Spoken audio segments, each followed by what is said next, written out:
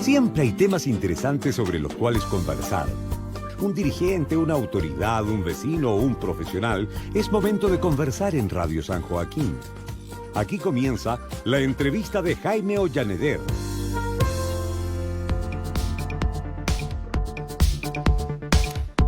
Muy bien, amigas y amigos, vamos a empezar desde esta jornada y durante los próximos programas a hablar del proceso constituyente que se va a desarrollar en nuestro país el próximo 25 de octubre, un proceso que ya partió sin duda alguna desde hace ya varios meses que estamos hablando del tema constitucional y que la última semana, ¿cierto? La última semana partió ahí la franja de publicidad política en la televisión. Y para hablar de este tema en particular, estamos junto a Jorge Gilies. Él es experto en comunicación política, periodista y profesor de la UTEM. Don Jorge, ¿cómo está usted? Gusto en saludarle. Igualmente, Jaime, mucho gusto poder saludarlo. Bueno, el gusto es mío, don Jorge. Harto tiempo que no tenía el gusto de verlo, ¿ah? Porque, bueno, don Sí, Jorge, hay que decir que don Jorge era panelista de un programa que se transmitía acá, entre líneas que hacía ahí mi amigo Boris Caro.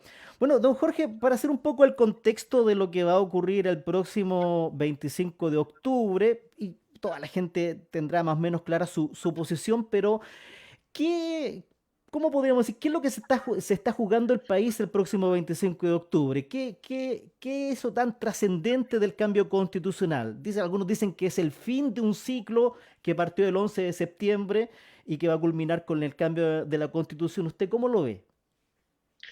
Bueno, desde la comunicación se puede abarcar desde muchos ámbitos.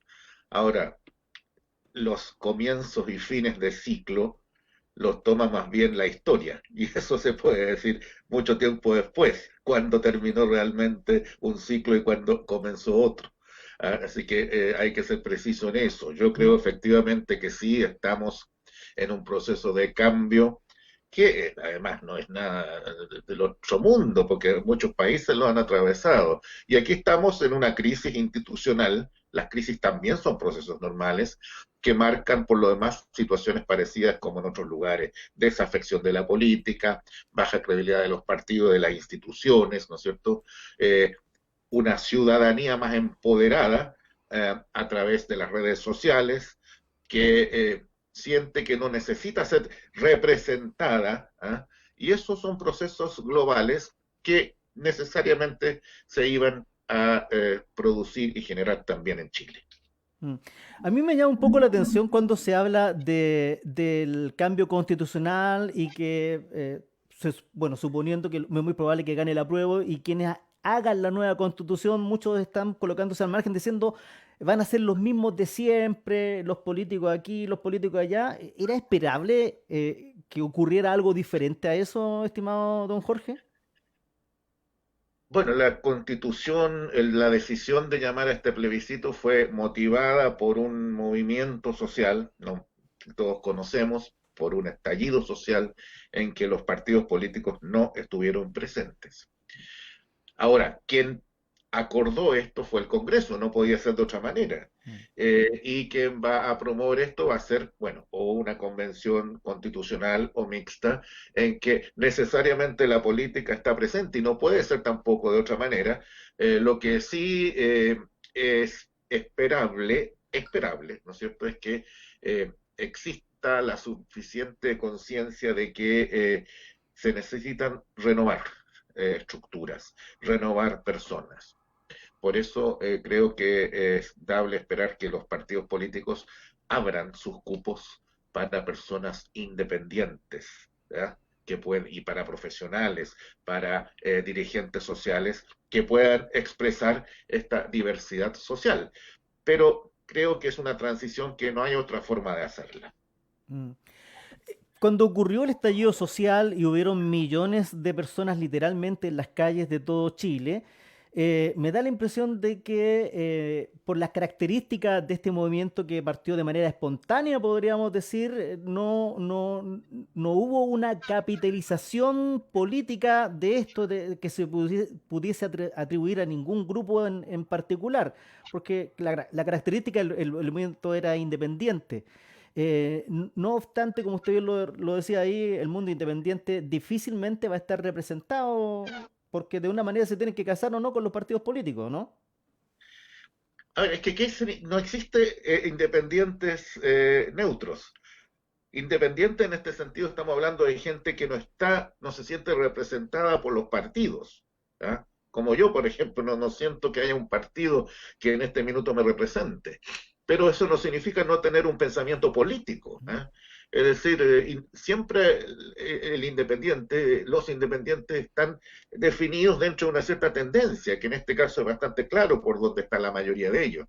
Entonces, hay que buscar esa combinación entre personas que integran partidos que son la minoría y personas que sí están definidos en una línea política sin ser miembros integrantes de esos partidos. Así yo entiendo más bien independiente, porque independientes neutros que no tengan pensamiento político no existen, menos en esta condición, en esta situación que estamos enfrentados. La gente tiene un enorme pensamiento político, una motivación política, una motivación de cambio que es más política incluso que muchos militantes de partidos. Mm. Don Jorge, yendo ya al tema de la comunicación política y lo que hemos visto en estos días de franja que partió la semana anterior, em, es difícil, como usted lo señaló, que una persona que ya tomó una decisión se deje influenciar por una franja política en que vaya a cambiar su opción en sentido contrario a lo que ya tenía presupuestado. No obstante, hay muchas críticas por la calidad de la franja y el mensaje el cual está entregando. Hemos visto grupos religiosos inclusive que ahí están haciendo campaña en ambos sentidos. ¿Cómo, desde la comunicación política, cómo se aprecia esto? A ver, primero pongamos en justa dimensión lo que es la franja, porque algunos lo comparan, quieren comparar con la franja del sí y el no, no es comparable, es situaciones totalmente distintas. En este momento estas franjas televisivas han perdido relevancia porque estamos en un mundo inmerso en la comunicación, en las redes sociales. Por tanto, no es lo mismo que en esa época, en que era muy determinante. Segundo, sin embargo, porque estamos en una situación como la que estamos, de pandemia, va a haber muy poca publicidad, propaganda, actividad callejera, por así decirlo, puerta a puerta y eso. En ese sentido, sí quizás aumenta un poco la importancia dentro de una campaña que es casi 90% más mediática solamente. ¿Eh? En ese sentido, la franja sí creo, una primera evaluación que muestra algunos déficits. De partida creo que es muy larga. No sé si las personas que la están realizando, los comandos, tendrán suficiente creatividad para ir renovando contenidos, porque si no, si se empieza a repetir a los 15 días ya nadie la va a ver. Se va a poder bastante insoportable. Por tanto, exige eso. Yo creo que 15 días habría sido lo justo. ¿Eh? Eso en cuanto al contexto. Respecto a los contenidos, como usted dice, sí, hay cosas que son, primero grave, el tema evangélico, tratar de meter la religión, que es un problema de la fe, un problema de las personas en su intimidad, que también tiene una proyección social, pero que no se puede mezclar en ese sentido con un posicionamiento político. Eso de decir que las personas son satánicas y marcan el apruebo es realmente grave y eso es quizás lo más problemático que yo vi. Afortunadamente salieron personas también, representantes legítimos de las iglesias evangélicas, diciendo que era plural, que ellos no tenían una sola visión. Y fue bueno, lo triste hubiera sido que este otro lado hubiera dicho, no, los satánicos son los otros. No, ahí sí que el tema se torna mucho más complejo. De otro punto de vista, en el apruebo veo mucha buena o no tan buena motivación. ¿Ah? Está bien, pero la esencia de la comunicación política es hablarle al país, no a su propia gente. ¿Ah? Y ahí veo un déficit en el apruebo. Y en el rechazo, el mayor déficit que veo es que es muy difícil convencer a alguien es curioso como que decirle, ah, no, pues hay que rechazar para apurar, para cambiar. O sea, defienda por qué rechaza, porque, pero esa defensa no la veo, porque es muy poco creíble decir lo que se está diciendo en general. No, pues en el fondo si apruebo se van a demorar los cambios los quiero yo rápido. Eso no es creíble, derechamente. Esas son las principales deficiencias de ambas franjas, si dejamos de lado, ojalá se supere ese otro tema que dije respecto a esta mezcla de religión y política. Mm. El, el, es muy probable que la opción apruebo se imponga. Es muy probable. ¿Ah? Así lo indican todas las encuestas. Sería muy extraño que ganara el rechazo. No obstante, la verdadera lucha por el cambio constitucional va a estar en los constituyentes que se van a elegir el próximo año junto con las elecciones municipales. Y en ese sentido, don Jorge, ¿cree usted porque yo he escuchado mucha gente acá que me ha llamado y claro, la gente tiene muchas expectativas con la nueva constitución, como si con el cambio constitucional, no sé, pues las pensiones van a mejorar, como que la salud pública se va a arreglar, como que se van a solucionar muchísimos problemas solamente con el cambio constitucional. ¿Hay que tener expectativas moderadas con el cambio constitucional o efectivamente la gente puede hacerse expectativas más amplias con el cambio de la constitución? Bueno, primero, advertir que las elecciones se ganan cuando están contados los votos, así que Mm, si bien las encuestas marcan una clara tendencia, esperemos, o sea, y eso que nadie, o sea, de uno y de otro lado, ¿ah? La gente, y sobre todo de la prueba, que se siente segura, no, quien cree en algo y aún en las circunstancias difíciles, hay que ir a votar, ¿no? Y después veremos qué pasa. Por eso yo llamo a advertir esas tendencias, ya está todo listo y lo que viene es lo que viene después. Ahora es cierto que lo que se está llamando a generar, y eso es bueno que la gente lo tenga claro, es un nuevo pacto social, ¿ah? Una nueva forma de entender la relación entre la ciudadanía, entre la política y la ciudadanía, el rol de la política, el rol de las instituciones, que obviamente ahí en Chile estamos enfrentando un problema serio. Retomar la confianza en las instituciones, cambiar esas instituciones. Eso no significa, obviamente, que los problemas que tenemos, que además se han agravado por la pandemia y por la crisis económica, vayan a tener una pronta solución. Pero es un camino para retomar una forma de generar confianza que pueda efectivamente llevarnos a un mejor puerto en el futuro, ojalá no tan lejano, pero no es inmediato. Nadie lo ha dicho tampoco. mm. No he escuchado dentro de la prueba que alguien diga eso. Y por el otro lado, la gente del rechazo está diciendo al revés, que si no se aprueba va a ser más rápido, pero nada de eso es posible hacerlo en corto plazo. Mm. Hay mucha gente que dice que esta constitución se va a hacer a partir de una hoja en blanco. Tengo entendido que no es tan así porque existió un acuerdo parlamentario de que el país, que el cambio constitucional tenía que respetar el Estado republicano, los tratados internacionales. Por lo tanto, la constitución no se va a escribir desde una hoja en blanco. ¿O estaba equivocado en esa apreciación, don Jorge? Pero ¿qué significa hoja en blanco? Significa que vamos a partir discutiendo nuevas bases de convivencia, pero obviamente eso no significa que vamos a echar por la borda, ¿no es cierto?, aquellos aspectos. Primero, los aspectos de tratados internacionales. El país no se puede desligar de ellos. Dudo mucho, decir, por ejemplo, que aquí se va a cambiar totalmente el sistema, que vamos a entrar en algún tipo de dictadura, tampoco es así.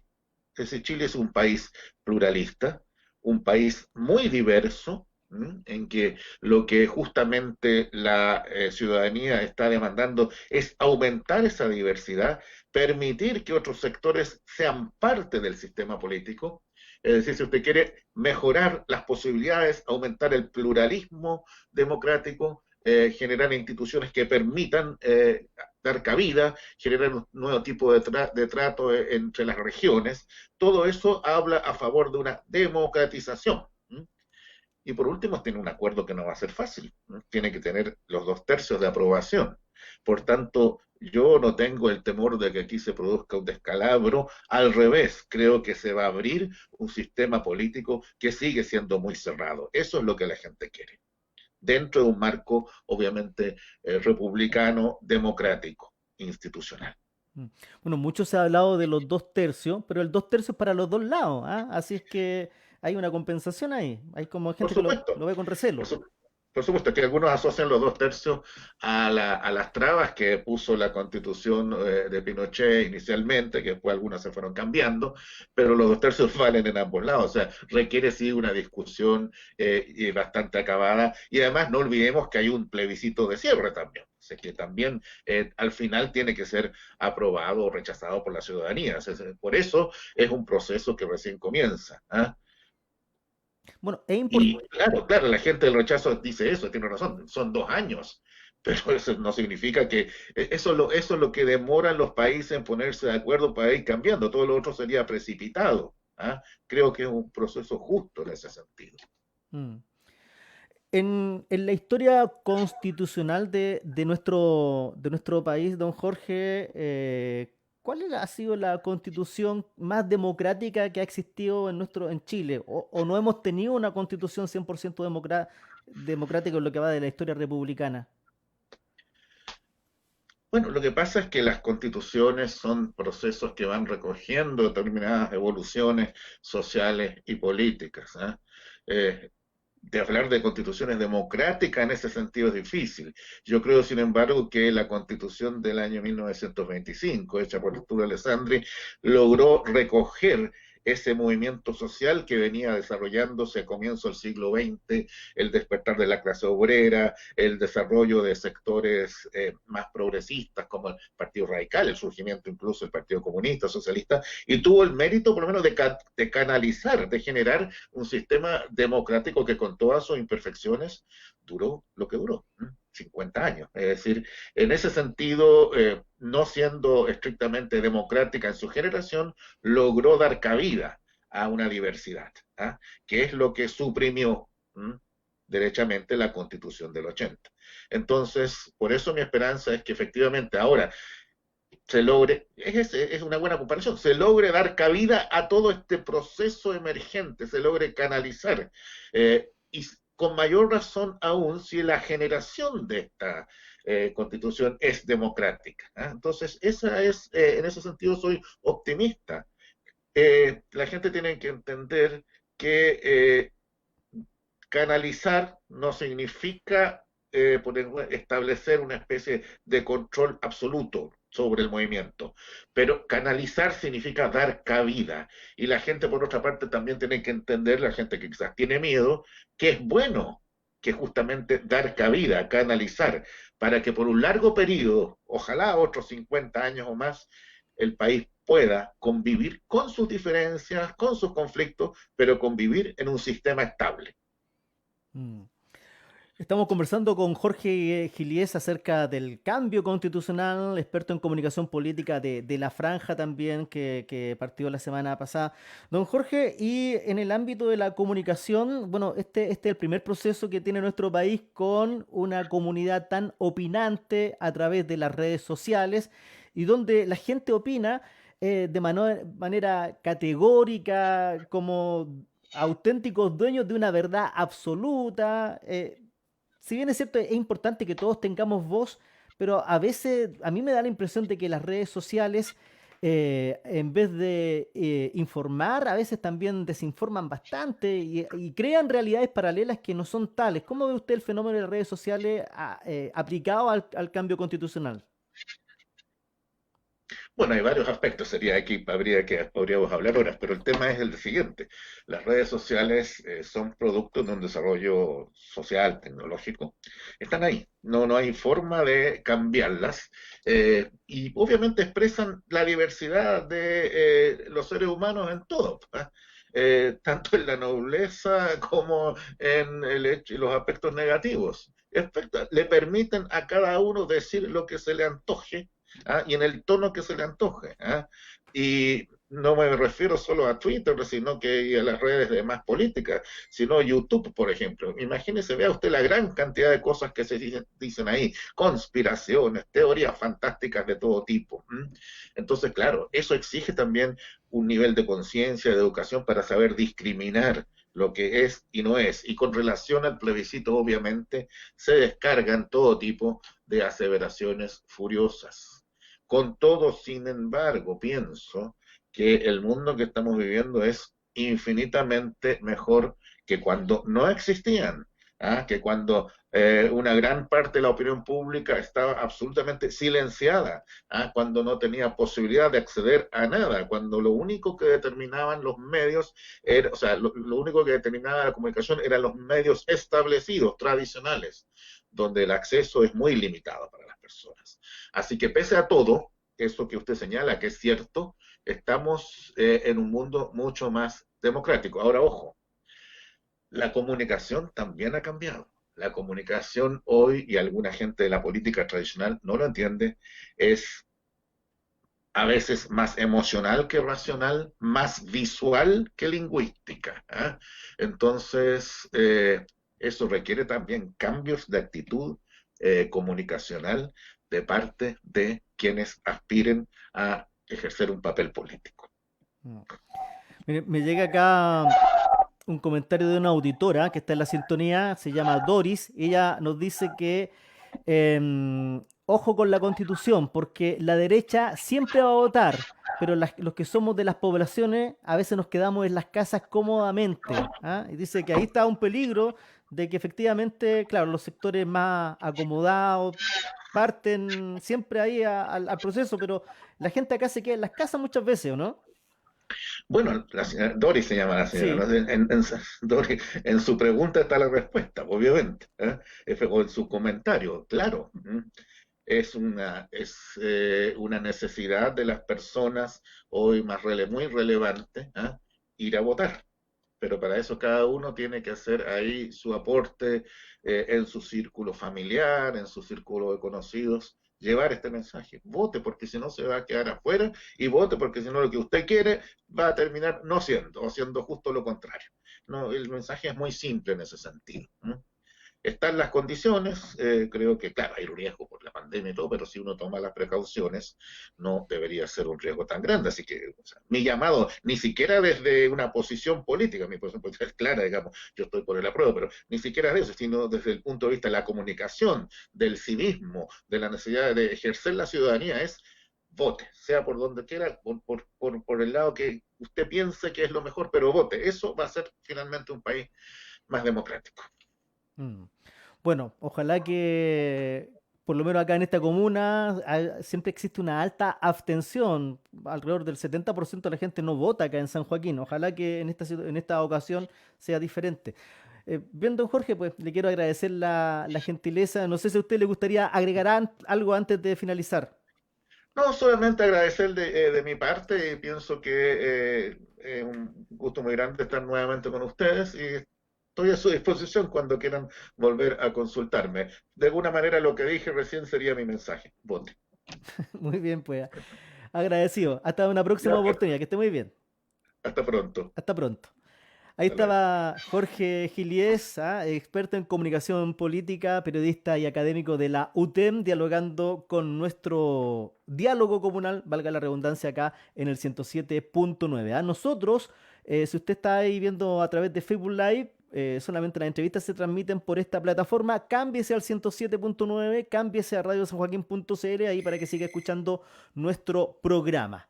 ¿Quién está en la línea? Aló, buen día. Hola, buenos días. Habla Cecilia de acá de la Villa Cervantes. ¿Cómo está, Jaimito? Muy bien, Cecilia. ¿Y usted cómo se encuentra? Gusto en saludarla. Mejor, mejor, sí, gracias a Dios. Sabe, mira, te llamo porque quiero desearle un feliz cumpleaños a don Sergio Opaso. Ah, Es el mire. señor que lo tuvimos de presidente mucho tiempo ahí en el AMA. Yo participé con él y todo. Me gustaría que le pusiera ahí una música porque a él le encantaban los vals. Los Pero no vals. sé cuál, pues no sé cuál le podemos poner. Ya, pues. Vamos Ah, ahí a colocarle algo ahí a don Sergio Paso, de veras que ayer nos avisó que hoy día cumplía 89 años, me parece. No, ¿cómo tanto? Sí, él dijo, Ay, sí, él yo dijo. también lo escuché, pero no me acuerdo tanta edad. Bueno, de todas maneras, una persona muy cordial, le encantaba bailar el vals conmigo, por eso que le que le digo que le ponga un vals. Claro, y don Sergio fue el presidente de AMA, Sí, ¿cierto? él fue presidente de AMA, sí. Una mutual que hay allá en En Sebastopol. Sebastopol, claro.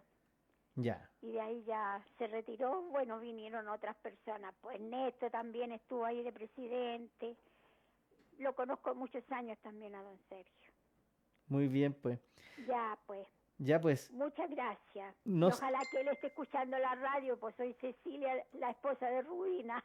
ya, pues ahí le vamos a entregar su mensaje. Me Ya, imagino que, bueno, don Sergio siempre nos escucha. sí, A menos que esté celebrando por ahí, debe estar en la sintonía. ¿Ah? claro. Ya, mi hijo.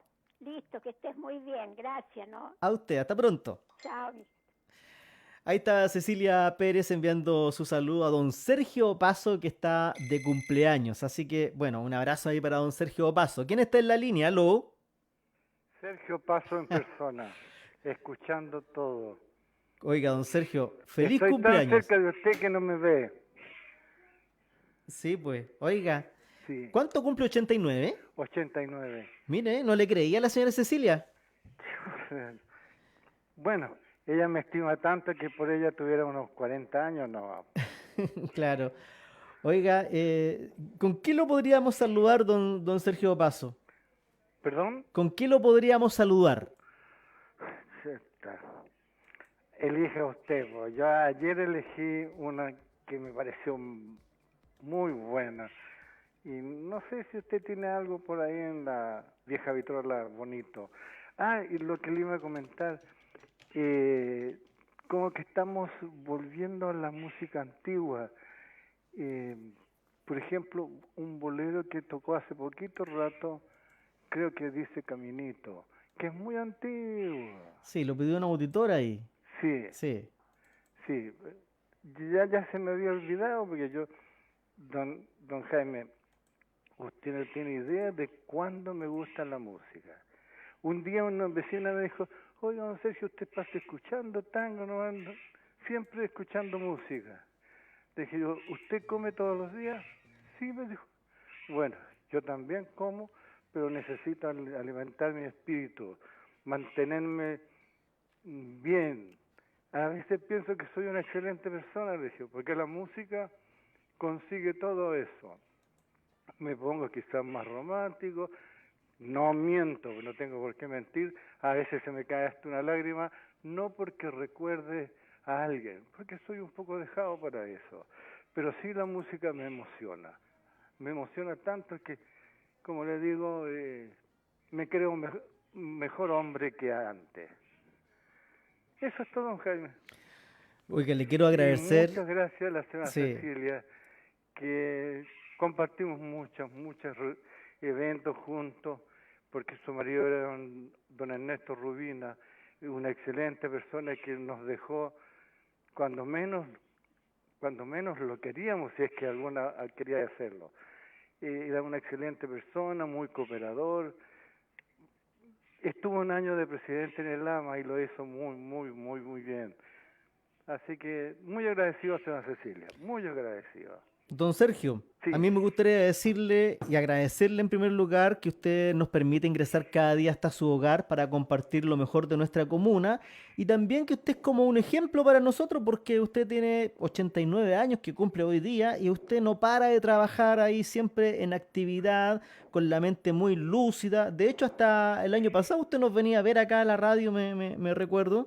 Así que eso, pues le agradecemos y le deseamos muchísimos años más ahí en compañía de sus seres queridos. Muchas gracias, don Jaime, muchas gracias.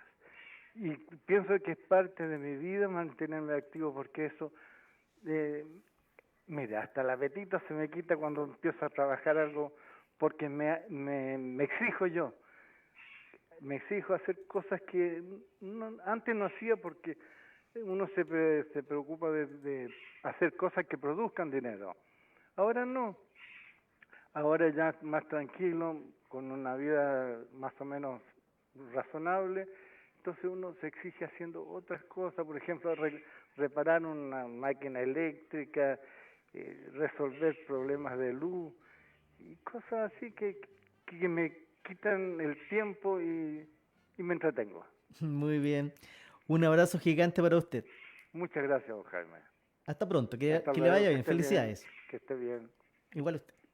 Es mediodía en todo el país.